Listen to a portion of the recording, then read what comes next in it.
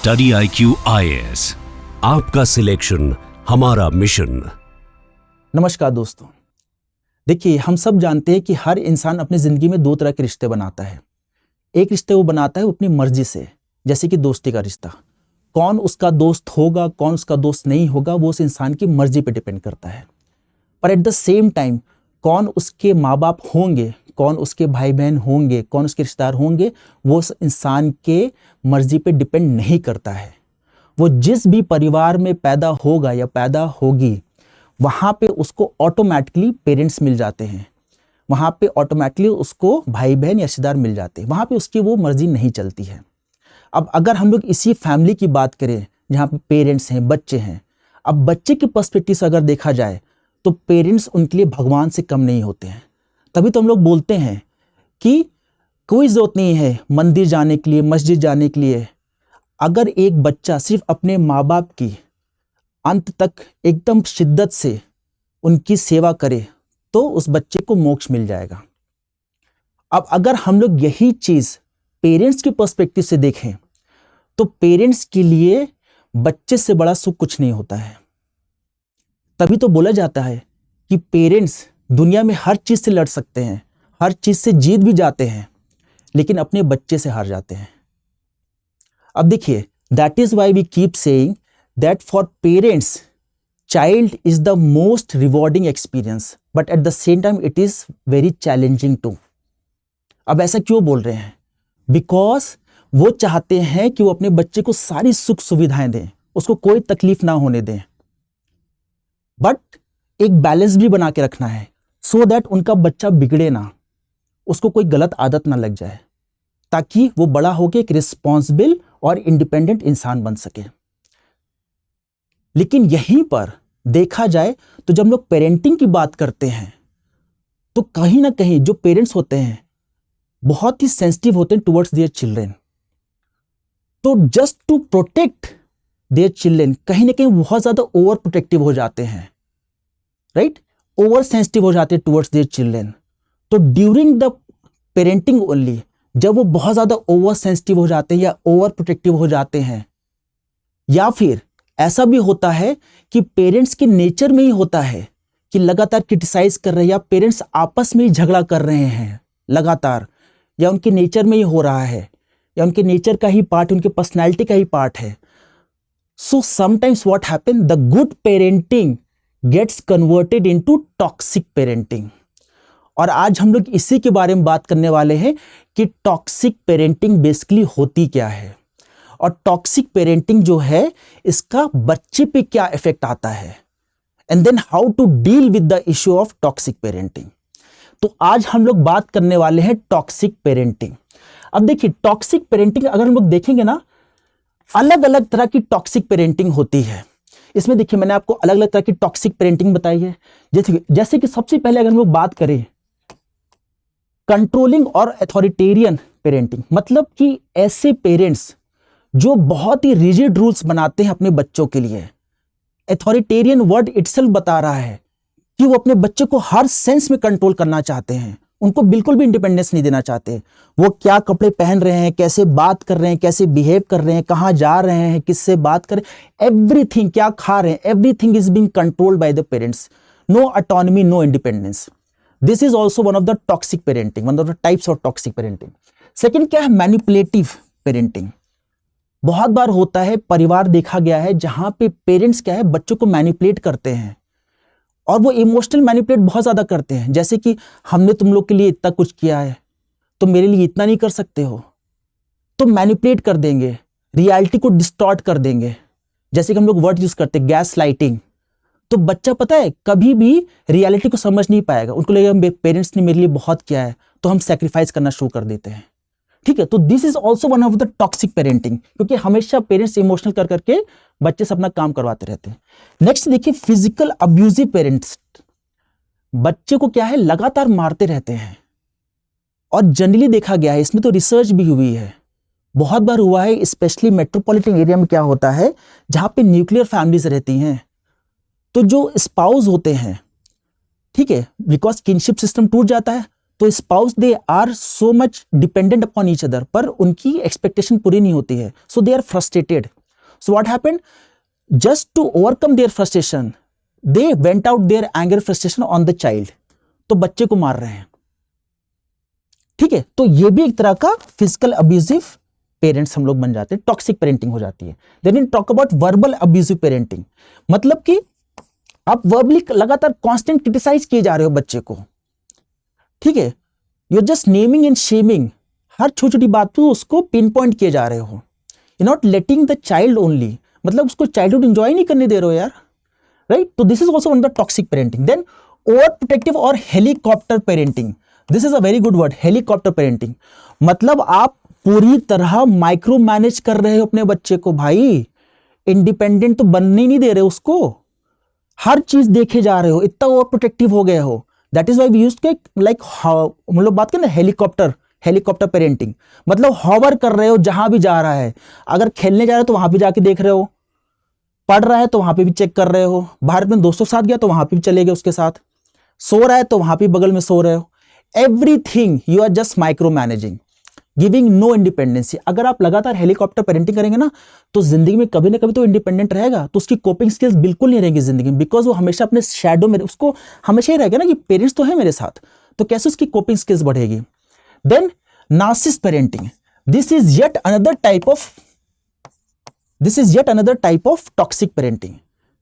यहां पे क्या है, नार्सिसिस्ट पेरेंटिंग, देखिए जनरली क्या होता है, बच्चे, पेरेंट्स क्या देखते हैं बच्चों को, दे आर लाइक, पेरेंट्स बच्चों को as an extension of themselves देखते हैं कि बच्चे हमारे ही रूप तो हैं. लेकिन नार्सिसिस्ट पेरेंटिंग क्या देखते हैं, नेगेटिव सेंस में एक्सटेंशन देखते हैं. मतलब कि बच्चों को देखते तो हैं, तो इनको प्यार तो करते हैं लेकिन कंडीशनल प्यार करेंगे. मतलब कि अगर बच्चे ने मेरा कुछ नीड पूरा किया या मेरी एक्सपेक्टेशन पूरी की तभी मैं बच्चे को प्यार करूंगा, राइट. अगर बच्चे ने मेरे ईगो सेटिस्फाई किया तभी मैं बच्चे को प्यार करूंगा. I have this narcissist tendency कि I will fully control the child. Okay, so narcissist tendencies हैं. So this is also one of the toxic parenting. और अगर कुछ गलती भी हो गई, अगर मुझसे भी सपोज कुछ गलती होगी, I will put all the blame on the children. Right? Then ये देखिए, parentification, that is called role reversal parenting. ये भी एक तरह का टॉक्सिक पेरेंटिंग है. इसमें क्या होता है कि parents expect the child to take care of everything. मतलब पेरेंट्स चाहते हैं कि चाइल्ड पेरेंट बन जाए, मतलब चाइल्ड सारी रिस्पॉन्सिबिलिटी पेरेंट्स की ले ले अभी से ही. अब आप समझिए, एक बच्चा पेरेंट्स की रिस्पॉन्सिबिलिटी ले ले, मतलब कि आप चाहते हैं कि छोटा सा बच्चा इतनी जल्दी बड़ा हो जाए. तो आप जो भी देखते हैं ना, बच्चे, छोटे छोटे बच्चे जो सारे रोड पे काम वाम कर रहे हैं, वो यही होते हैं. ठीक है, अब इसमें क्या है, बच्चा जो है ना अपना बचपना भूल जाता है. वैसे तो हर जगह आप देखेंगे, हर चीज में बच्चा अपना बचपना नहीं जी पाता है. यहाँ पे तो बेसिकली बच्चा अपना बचपना पूरी तरह भूल जाता है. क्यों? बिकॉज वो काम करने लगता है. ठीक है, और पेरेंट्स की सारी जिम्मेदारी वो ले लेता है. So this is also one of the toxic parenting. Then we have neglect और emotionally unavailable parenting. What does it mean? देखिए, जो बच्चा होता है ना, बच्चा needs lot of affection, lot of attention, lot of love. एक रिसर्च भी हुई थी जहां पे पता लगा था कि अगर बच्चे को लव अफेक्शन नहीं मिलेगा ना during the primary stage of life, during the initial stage of life, तो he will not grow into a trustworthy individual. तो वो बड़ा होकर किसी पर ट्रस्ट ही नहीं कर पाएगा. That is why the importance of love, attention, affection is given. Initial stage में बहुत जरूरी है. माँ का प्यार, बाप का प्यार बहुत जरूरी है.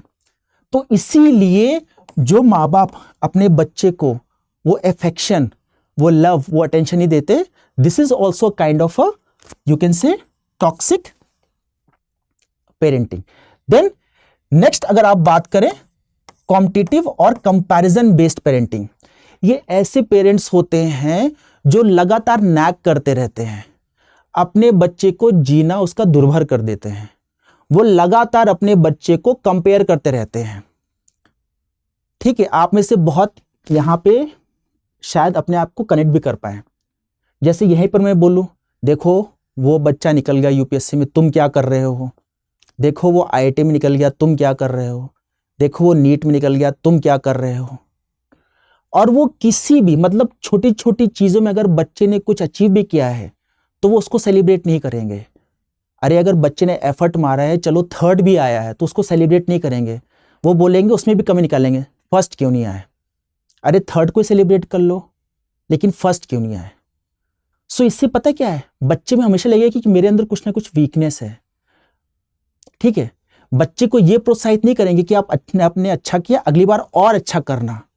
इनफैक्ट बच्चे के अंदर पता कौन सी टेंडेंसी आ जाएगी, जब भी आप कंपैरिजन लगातार जिंदगी में करते रहेंगे तो उसके अंदर परफेक्शनिस्ट टेंडेंसीज आ जाएंगे। परफेक्शनिस्ट, कि मैं जब भी कोई चीज करूंगा परफेक्शन के साथ ही करूंगा। तो जो इसके अंदर भी परफेक्शनिस्ट टेंडेंसीज आ जाती है ना, दे हैव दिस थिंग कि वो कभी जिंदगी में कोई काम तभी करेंगे जब उनको अंदर से फुली सेटिस्फैक्शन होगा। तो प्रोक्रेस्टिनेशन वाली प्रॉब्लम इनके साथ सबसे ज्यादा होती है परफेक्शनिस्ट के साथ, याद रखिएगा। And last one, if you talk about inconsistent और अनप्रिडिक्टेबल पेरेंटिंग, मतलब ये ऐसे पेरेंट्स होते हैं भाई जो कि इनके रूल्स कभी भी चेंज हो जाते हैं। अगर हम लोग सपोज बात करें कि चलो हम लोग टीवी नहीं देखेंगे आफ्टर 9, अचानक से बोलेंगे टीवी नहीं चलेगी 6 बजे के बाद, कभी बोलेंगे टीवी 12 बजे के बाद दोपहर में नहीं चलेगी।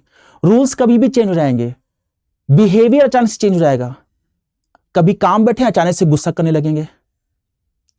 तो ये जो अनप्रिडिक्टेबल जो पेरेंटिंग चल रही है ना, it creates lot of emotional psychological distress among the children. और ये जो बच्चा होता है ना, वो भी रिलायबल नहीं होता फिर, क्योंकि जब उसने कभी स्टेबिलिटी नहीं देखी अपनी पेरेंटिंग में, तो वो कैसे as a reliable person grow up हो पाएगा। So these are different kind of toxic parenting and lot of children they are facing this kind of a toxic parenting. इसमें से बहुत से ऐसे हैं कैटेगराइज पेरेंट्स जो अननोइंगली इन सब कैटेगरीज में फिट हो रहे हैं, maybe because they are over sensitive, over protective. जैसे कि इसकी बात करें, they are not trying to B, मतलब intentionally they are not trying to be over protective, they are not trying to be toxic parents, but because they are over protective, over sensitive about their children, so that's why उनकी जो good parenting है convert हो गई है toxic parenting में। और कुछ लोग तो अपनी नेचर की वजह से, बिकॉज उनका झगड़ा करने का आदत है, वो लोग आपस में झगड़ा कर रहे हैं, हमेशा नैग कर रहे हैं, घर में एकदम डोमेस्टिक वायलेंस वाला माहौल बना हुआ है, या उनका नेचर है बच्चों को मारना, तो उसके वजह से टॉक्सिक पेरेंटिंग बनी हुई है, राइट। अब देखिए, अगर हम लोग देखें टॉक्सिक पेरेंटिंग के, ठीक है, तो उसकी ट्रेट्स क्या है? हमेशा छोटी छोटी बात पे रिएक्ट करते रहेंगे। मतलब अगर बच्चे ने पानी गिरा दिया तो रिएक्ट कर देंगे, चिल्ला देंगे, गुस्सा कर देंगे। बच्चे ने होमवर्क नहीं किया, गुस्सा कर देंगे। बच्चे ने उनकी पसंद का कपड़ा तक नहीं पहना, गुस्सा कर देंगे। ठीक है, खाना नहीं खाया, गुस्सा कर देंगे। हमेशा चाइल्ड को कंपेयर करेंगे एक दूसरे से, हमेशा कंपेयर करेंगे। Dismissing their emotions because they seem small, मतलब कि इसमें क्या करते हैं कि बच्चे को बोलेंगे अरे रो मत, कोई बड़ा मैटर नहीं है। अब अगर आप बच्चे को लगातार ऐसे बोलोगे तो बच्चे को लगेगा कि भाई मेरे को तो कोई इमोशनल वैलिडेशन दे ही नहीं रहा है, मतलब मेरी इमोशंस की कोई वैल्यू नहीं है। जबकि children always seek for emotional validation, ठीक है, they have that emotional weakness, they want attention, they want affection, they want love during that initial years. But अगर उनको वो नहीं मिलेगा तो कैसे वो ट्रस्टवर्दी इंडिविजुअल बन पाएंगे? Then expecting instant obedience without explanation. यहां पे क्या है, आप देखिए पेरेंट्स क्या करेंगे, पेरेंट्स चाहते हैं कि हम बच्चे को जो भी बोले, बच्चा तो बच्चा है यार, बच्चे को जो भी बोले वो तुरंत उस चीज को मान ले, और पेरेंट्स चाहते हैं उसको एक्सप्लेन भी ना करें। मतलब कि अगर बच्चा जो है सपोज वो टीवी को वॉल्यूम तेज कर दिया और पेरेंट्स ने बोला कि भाई टीवी वॉल्यूम गिरा दे, वो एक्सप्लेन नहीं कर रहे हैं क्यों गिरा दे, ठीक है, वॉल्यूम कम कर दे, क्यों कम कर दे, वो नहीं एक्सप्लेन कर रहे हैं, बस डांट के बोल दिया वॉल्यूम कम कर दो, तो चाहते तुरंत वो उनकी बात मान ली विदाउट एक्सप्लेनेशन। तो पता है बच्चे में क्या आएगा, एक चीज बच्चे में ये चीज आएगी कि जब तक बच्चा कमजोर होगा वो हमेशा पापा की बात या पेरेंट्स की बात मानता रहेगा आउट ऑफ फियर। लेकिन एक समय तो आएगा ना जब parents will become old and the kid will become stronger physically, mentally, तो फिर क्या होगा? So that is why you need to explain the child rationally कि भाई why the child does not suppose to do such kind of a behaviour. इससे क्या होगा ना, जो रिश्ता है और ज्यादा स्ट्रांग होगा। The child will tend to respect the parents more, the child will tend to obey the parents more. Okay, then using guilt to control behaviour. बहुत होता है पेरेंट्स रोने लगते हैं, हमारे लिए तुमने ऐसे किया, हमने तुम्हारे लिए इतना किया, तुम्हारे लिए ये नहीं करोगे। तो पता है अगर बच्चे को आप गिल्ट दोगे ना तो बच्चे क्या लगेगा, अरे यार मेरे पेरेंट्स इतने परेशान है, चलो मैं पेरेंट्स को प्लीज करने के लिए, पेरेंट्स को खुश करने के लिए कुछ सैक्रिफाइस कर दूं। तो बच्चा जो है ना जब बड़ा होगा तो हमेशा उसके अंदर यही एटीट्यूड रहेगा। हमेशा आप देखिए जब वो बच्चा बड़ा होगा, कहीं बाहर भी जाएगा, कभी तो समाज में जाएगा, समाज को फेस करेगा, तो उसके अंदर हमेशा ऐसा ही एटीट्यूड रहेगा। इवन अनजान लोगों के लिए, प्रोफेशनल एरिया में जाएगा तो वहां पे भी, कि लोगों को खुश करने के लिए बस वो ऐसे बिहेव करता रहेगा, अपनी खुशी के लिए काम नहीं करेगा। And this will have a disastrous effect on his और her emotional you can say overall attitude. ठीक है, वो उसके इमोशनल, मेंटल, फिजिकल वेलबींग के लिए बहुत खराब होगा, क्योंकि वो हमेशा दूसरों को खुश करने की कोशिश करेंगे, अपने आप पे फोकस नहीं करेंगे। Not apologise when we are wrong. Excuse me, देखिए यहां पे क्या है, पेरेंट्स क्या सोचते हैं कि जब बच्चा रॉन्ग है तो जैसे बच्चे को डांटे, बच्चा तुरंत रॉन्ग सॉरी बोल दे। लेकिन पेरेंट्स क्या सोचते हैं, पेरेंट्स सोचते हैं कि अगर मैं गलत भी हूं तो भाई मैं सॉरी नहीं बोलूंगा, बिकॉज मैं पेरेंट्स हूं, मैं पेरेंट हूं, मैं बड़ा हूं, तो मैं सॉरी नहीं बोलूंगा। तो इससे क्या प्रॉब्लम आ रही है, इससे ये दिखा रहे हैं कि बच्चे को आप ये दिखा रहे हैं कि भाई parents are like some god, they are not suppose to say sorry. But sorry कहने से इनफैक्ट पेरेंट्स को ये कन्वे करना चाहिए, सॉरी कहने से आप अपना वीकनेस नहीं दिखा रहे हो। सॉरी कहने का मतलब ये है that you are ready to accept कि आप you are at fault, you are ready to accept that you can change, you are ready to change for better things. इससे आपका रिश्ता और मजबूत ही होगा।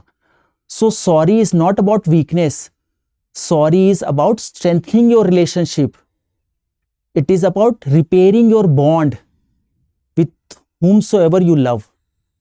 Sorry is about that you are ready to change for better things, right? Then trying to control every aspect of life. पहली बात, बच्चे को हर चीज में कंट्रोल मत करिए, थोड़ा थोड़ा इंडिपेंडेंट उनको बनाते रहिए। बनाएंगे, let them take decisions, let them fall, they will again stand up, let them take independent decisions. Ultimately एक टाइम आएगा जब वो फुली इंडिपेंडेंट हो जाएंगे, आप हर जगह उनको फॉलो नहीं कर सकते। ठीक है, let them take a rational decision. ऐसा बहुत बार होगा, 100 में से 99 बार गिरेंगे, ठीक है, लेकिन 100वीं बार तो उठेंगे। So you can not control each and every aspect of life, don't indulge in helicopter parenting, right?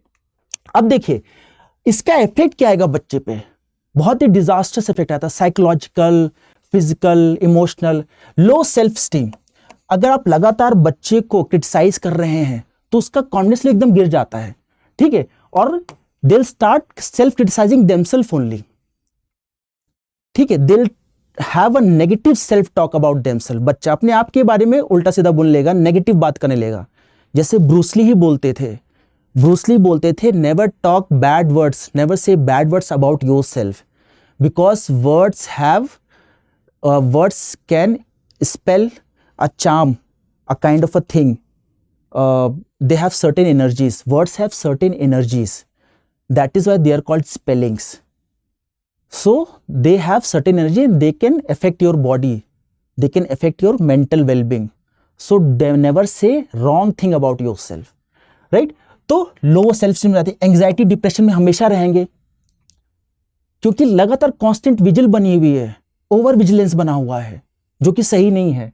Relationship problems, अगर आप उनको इमोशनल स्टेबिलिटी नहीं प्रोवाइड कर पा रहे हैं, आप उनको लगातार मार रहे हैं, उनको लगातार क्रिटिसाइज कर रहे हैं, so they don't know how to develop a kind of a emotional stable relationship.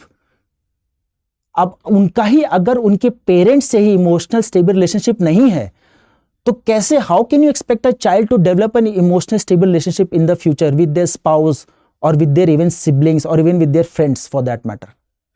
Then emotional dysregulation, because वो अपनी इमोशंस को कंट्रोल नहीं कर पा रहे हैं. जब सपोज ऐसे कोई पेरेंट्स हैं who are not able to control their anger, वो अपने गुस्से में बच्चे को मार रहे हैं. So how can you expect a child to control their emotion, because बच्चा तो वही करेगा जो अपने पेरेंट्स को करते हुए देखेगा, right. Perfectionism, perfectionism over criticise जब आप करेंगे ना किसी को, तो परफेक्शनिज्म की तरफ भागेगा. यही मैंने आपको बताया था वहां पर कि आप लगातार जब कंपेयर करते हो तो परफेक्शनिज्म की तरफ जाता है बच्चा. परफेक्शनिज्म जब जाएगा ना तो प्रोक्रेस्टिनेशन होगा कि मैं कोई चीज तभी करूंगा जब एकदम परफेक्ट होगा. This is a one of the biggest setback. Then not apologising when we are wrong. ठीक है, बेसिकली बच्चा भी क्या होता है, कभी कभी पेरेंट्स की तरह ही बात करने लगता है कि भाई अगर सपोज मेरी गलती है तब भी मैं अपोलोजाइज नहीं करूंगा. A kind of a egoistic attitude. Then boundary issues.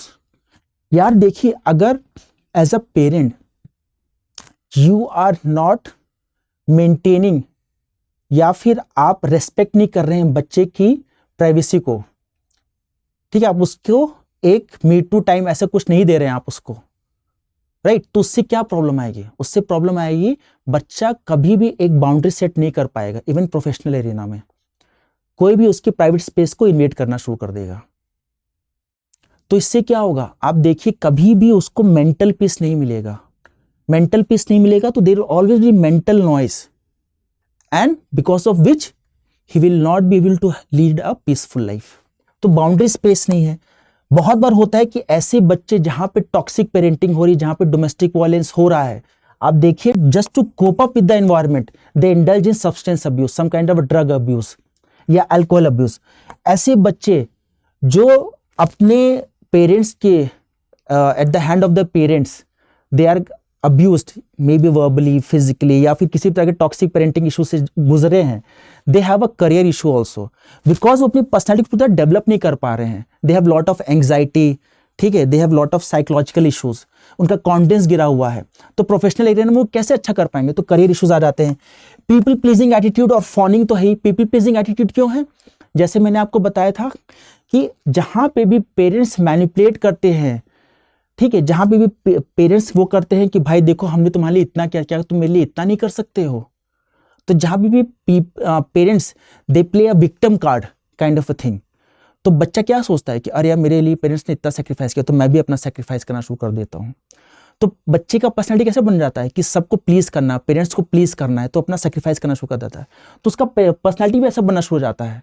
तो जहां भी जाएगा, प्रोफेशनल एरिना में, रिलेशनशिप में भी जाएगा, तो सिर्फ दूसरों को प्लीज करने के लिए अपनी पर्सनैलिटी वैसे बनाता चला जाएगा या बनाता चली जाएगी. इससे क्या प्रॉब्लम होगी? It will have a disasters impact on their personal, mental और फिजिकल वेलबींग. और फॉनिंग का मतलब क्या है कि आप लगातार बस दूसरों को प्लीज करते रहिए, आपका भले ही ओवरऑल वेलबींग खराब हो जाए. Then post traumatic stress disorder, complex post traumatic stress disorder. जब आप लगातार ऐसे कॉम्प्लेक्स इन्वायरमेंट में रहेंगे जहां पे इतना ज्यादा स्ट्रेस है, एंग्जाइटी है, जहां पे इतना ज्यादा अब्यूज है, आप देखिए यू माइट हैव नाइटमेयर्स, ठीक है, you might not even be able to sleep properly. And then last is anger issues. आप अपने एंगर मैनेजमेंट नहीं कर पा रहे हैं प्रॉपरली, ठीक है. ऐसे बहुत से बच्चे हैं who are not able to even properly manage their angers, and they have to go and seek the therapist for that, and there is no harm in seeking a therapist. Then अगर आप देखें how to deal with all this things, बहुत ही simple है. First of all acknowledge the parents that yes your behaviour is toxic, you are invading in my privacy. आप फालतू झगड़ा करते हो, आप मेरे को फालतू मारते हो, आप फालतू मेरे को लगातार क्रिटिसाइज करते हो, आप लोग आपस में बहुत ज्यादा झगड़ा करते हो, ठीक है. First of all acknowledge that their behaviour is toxic. Set clear emotional boundaries, ठीक है, कि मुझे आपसे टॉपिक डिस्कस ही नहीं करना है. Then avoid trying to fix और change them. Don't try to fix them, मतलब आप ऐसा मत सोचो कि मैं उनके बिहेवियर को चेंज कर दूंगा, आप कर नहीं सकते, that's not possible. Then create mental distance. जितना आप उनसे बहस करोगे ना उतना ही आपके दिमाग में भी मेंटल नॉइज आएगी. So create a mental distance, right. Then build alternative support system. Mental distance आप ऐसे क्रिएट कर सकते हो, go and sit in your room, ठीक है, go to a library if you want to study, right? So you have your own space. Create alternative support system like friends, like kinship group, like good mentors, teachers, like therapists. Okay, don't share everything with them, because if you share everything with them, so maybe they might use, because बहुत ज़्यादा toxic parents जो होते हैं उनकी psychology ही गलत होती है, right? They are toxic in real sense. They are not toxic because they are over protective, they are toxic in real sense. उनका बिहेवियर ही ऐसा है. So they might try to harm you. ठीक है, so don't share everything, like आपके future plans क्या है, whatever, right? Recognise and break guilt cycles. आप वो रिकॉग्नाइज करिए कि बार बार वो ये करते हैं कि I have done so much for you, so now it's your time to do sacrifice everything for me. तो इस जो विक्टिम साइकिल जो खेल रहे हैं ना, वो विक्टिम कार्ड, उसको रिकॉग्नाइज, उसको ब्रेक करो वहां पे. Plan financial and physical independence. जब आपको लग रहा है कि भाई मैं इस विशेष साइकिल में फंस चुके हैं, तो भाई now slowly take a step in the right direction and try to become independent, in the sense कि फाइनेंशियली इंडिपेंडेंट हो, फिजिकली भी इन द सेंस इंडिपेंडेंट हो, कि कोई एक सेपरेट स्पेस देखिए जहां पे आप उस घर से दूर जा सके. देन सीक इमोशनल सपोर्ट और therapy. It is very important. There is no harm in seeking a therapy. ठीक है, and then accept that minimum contact और low contact is something necessary. It is not that कि अगर आप उनसे contact नहीं रख रहे हैं तो इसका मतलब ये नहीं कि आप उनको डिसरेस्पेक्ट कर रहे हैं. It is for your own protection. It is for the thing that to have as minimum as possible, to have the less mental noise. आप उनको डिसरेस्पेक्ट नहीं कर रहे हो इससे, right? So this was all about the toxic parenting and how to deal with this. Now before I end the session, मैं just announce करना चाहता हूं कि हमारे दिसंबर बैच अनाउंस हो चुका है सोशियोलॉजी ऑप्शनल का. 1 दिसंबर से क्लास स्टार्ट हो जाएगी और admissions are open now. And please use the code VR Live से आपको मैक्सिमम डिस्काउंट मिलेगा सोशियोलॉजी ऑप्शनल बैच के लिए, और इस कोड से इनफैक्ट आपको मैक्सिमम डिस्काउंट किसी भी स्टडी IQ कोर्स में मिलेगा. So that's all for today's session. Thank you and all the best. Study IQ IAS, आपका सिलेक्शन हमारा मिशन.